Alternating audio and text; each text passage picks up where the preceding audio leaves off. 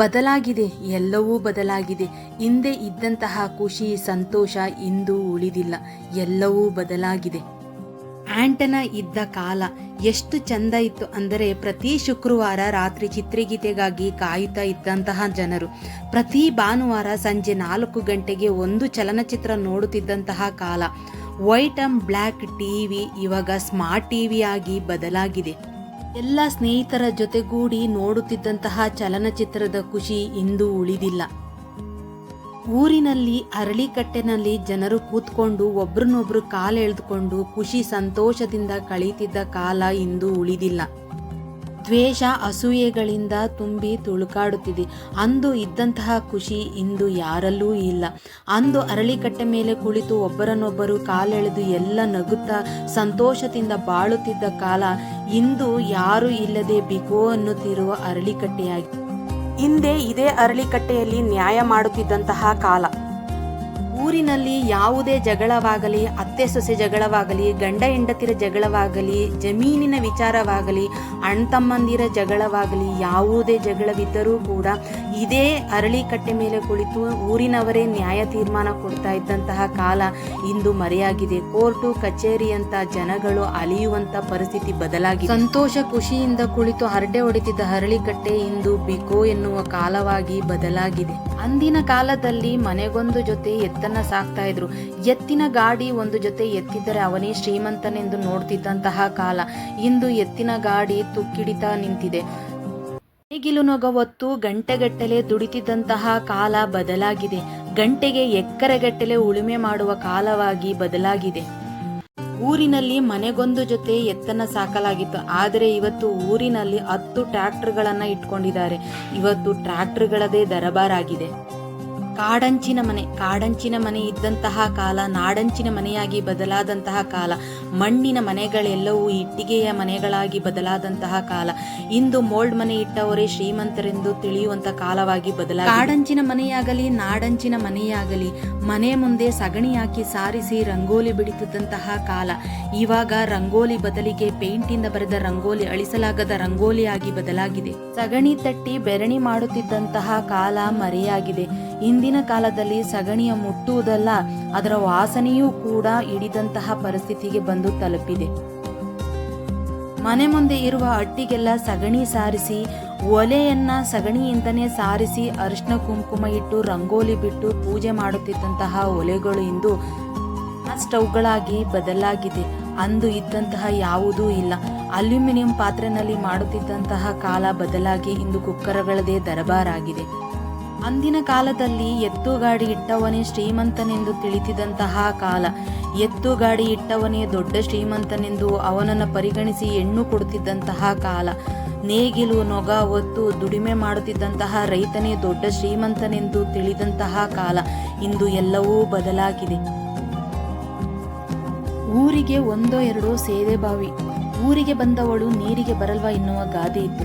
ಆದರೆ ಇವತ್ತು ಕೇರಿಗೊಂದು ಕುಡಿಯುವ ನೀರಿನ ವಾಟರ್ ಟ್ಯಾಂಕ್ ಇಟ್ಟಿದ್ದಾರೆ. ಮನೆ ಮುಂದೆ ನಲ್ಲಿಯನ್ನು ಇಟ್ಟಿದ್ದಾರೆ. ನೀರಿಗಾಗಿ ಜಗಳವಾಡುತ್ತಿದ್ದ ಹೆಂಗಸರು ಇವತ್ತು ಒಬ್ಬರ ಮುಖ ಒಬ್ಬರು ನೋಡದಂತೆ ಕಾಲವಾಗಿ ಬದಲಾಗಿದೆ. ಅಂದು ಎತ್ತುಗಾಡಿ ಇಟ್ಟವನೇ ಶ್ರೀಮಂತ, ಇಂದು ಕಾರುಗಳಿಟ್ಟವನೇ ಶ್ರೀಮಂತ.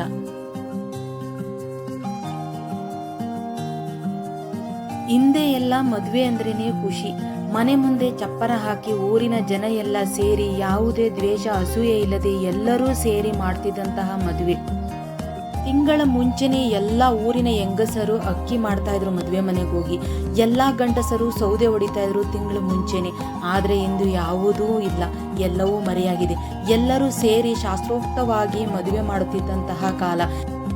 ಇಂದು ಛತ್ರದಲ್ಲಿ ಮದುವೆ ಮಾಡುವುದೇ ಪ್ರತಿಷ್ಠೆ ಎನ್ನುವ ಕಾಲವಾಗಿ ಬದಲಾಗಿದೆ.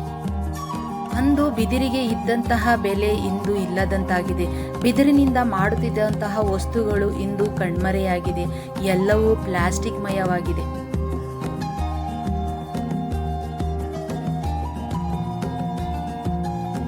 ಹಿಂದೆ ನಡೆಯುತ್ತಿದ್ದ ಮದುವೆನಲ್ಲಿ ಹೆಣ್ಣು ಕೊಡಬೇಕಂದ್ರೆ ಹುಡುಗ ಒಳ್ಳೆಯವನ, ಮನೆತನ ಒಳ್ಳೆದ ಅಂತ ನೋಡಿ ಕೊಡ್ತಿದ್ದಂತಹ ಕಾಲ ಇಂದು ಬದಲಾಗಿದೆ.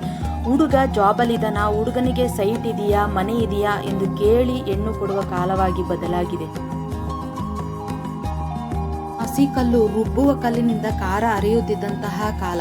ವ್ಯಾಯಾಮದ ಜೊತೆಗೆ ಮನೆ ಕೆಲಸ ಕೂಡ ಮಾಡ್ತಾ ಇದ್ರು ಹೆಂಗಸರು.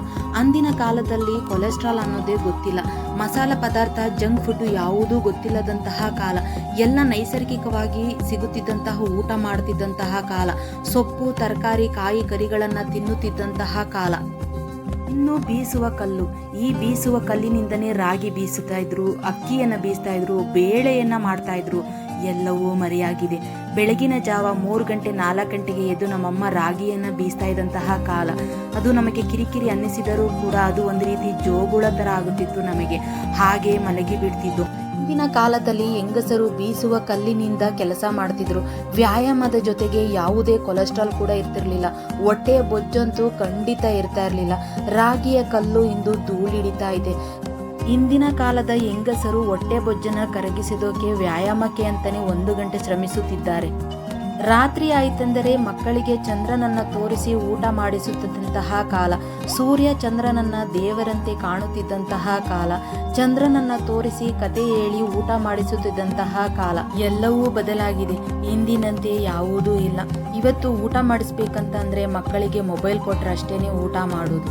ಬೇಸಿಗೆ ಬಂತೆಂದರೆ ನಾವೆಲ್ಲ ಬಿಸಿಲು ಮಳೆ ಚಳಿ ಯಾವುದೂ ಲೆಕ್ಕಕ್ಕೆ ಇರಲಿಲ್ಲ. ಅಣ್ಣೆಕಲ್ಲು, ಚೌಕಾಬಾರ, ಕಣ್ಣ ಮುಚ್ಚಾಲೆ ಎಂತೆಂಥ ಆಟಗಳನ್ನು ಆಡ್ತಾ ಇದ್ದು.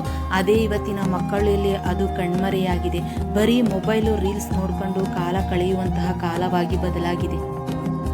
ಹಿಂದಿನ ಕಾಲಗಳಲ್ಲಿ ರಂಗಮಂದಿರಗಳನ್ನು ನೋಡ್ತಾ ಇತ್ತು, ರಂಗಗೀತೆಗಳನ್ನು ಕೇಳ್ತಾ ಇತ್ತು, ದೊಡ್ಡ ದೊಡ್ಡ ಹಬ್ಬಗಳಲ್ಲಿ ರಾಮಾಯಣ ಮಹಾಭಾರತವನ್ನ ನಾಟಕಗಳನ್ನು ನೋಡ್ತಾ ಇತ್ತು, ಕೋಲಾಟವನ್ನು ಆಡ್ತಾ ಇತ್ತು.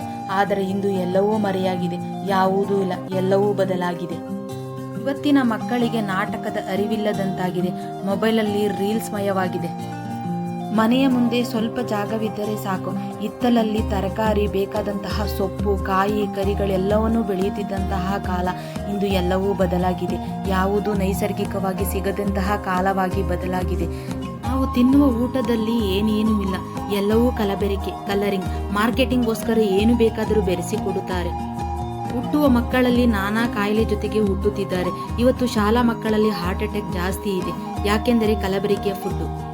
ಅದು ಆರೋಗ್ಯಕರವಲ್ಲ ಅಂದರೂ ಕೂಡ ಇಂದಿನ ಮಕ್ಕಳು ಜಂಕ್ ಫುಡ್ಡನ್ನೇ ಹೆಚ್ಚಾಗಿ ಇಷ್ಟಪಡುವಂತಹ ಕಾಲವಾಗಿ ಬದಲಾಗಿದೆ. ಆರೋಗ್ಯಕರವಾಗಿರುವಂತಹ ಊಟವನ್ನು ನೋಡಿದರೆ ಮೂಗು ಮುರಿಯುವಂತಹ ಕಾಲವಾಗಿ ಬದಲಾಗಿದೆ.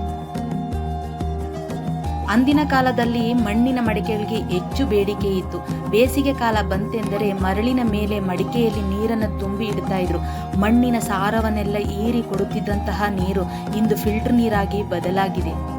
ಪ್ರತಿಯೊಂದು ಮನೆಗಳಲ್ಲಿಯೂ ಬಾನಗಳನ್ನು ಇಡ್ತಾ ಇದ್ರು. ಮಣ್ಣಿನ ಮಡಿಕೆಗಳಲ್ಲಿ ದಿನಸಿ ರಾಗಿ ಅಕ್ಕಿ ಎಲ್ಲವನ್ನೂ ಇಡ್ತಿದ್ರು. ಯಾಕೆ? ನಮ್ಮಮ್ಮ ಅದರಲ್ಲಿ ದುಡ್ಡನ್ನು ಕೂಡ ಬಚ್ಚಿಡ್ತಾ ಇದ್ರು. ಅಂದಿನ ಕಾಲ ಇಂದು ಇಲ್ಲ.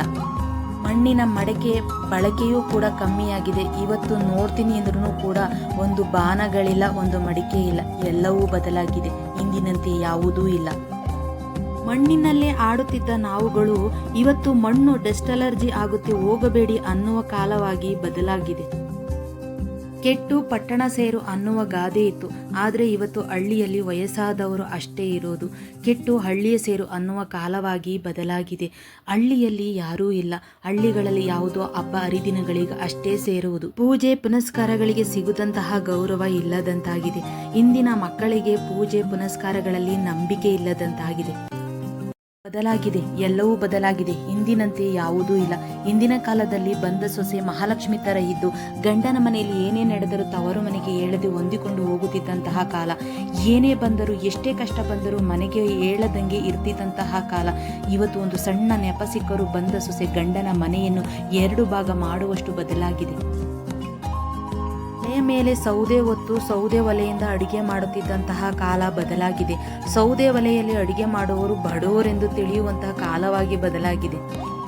ಹಬ್ಬ ಹರಿದಿನಗಳಲ್ಲಿ ಎಲ್ಲರೂ ಒಟ್ಟಿಗೆ ಸೇರಿ ಹರಟೆ ಹೊಡೆದು ಒಟ್ಟಾಗಿ ಕೂತು ಊಟ ಮಾಡುತ್ತಿದ್ದಂತಹ ಕಾಲ ಮರೆಯಾಗಿದೆ.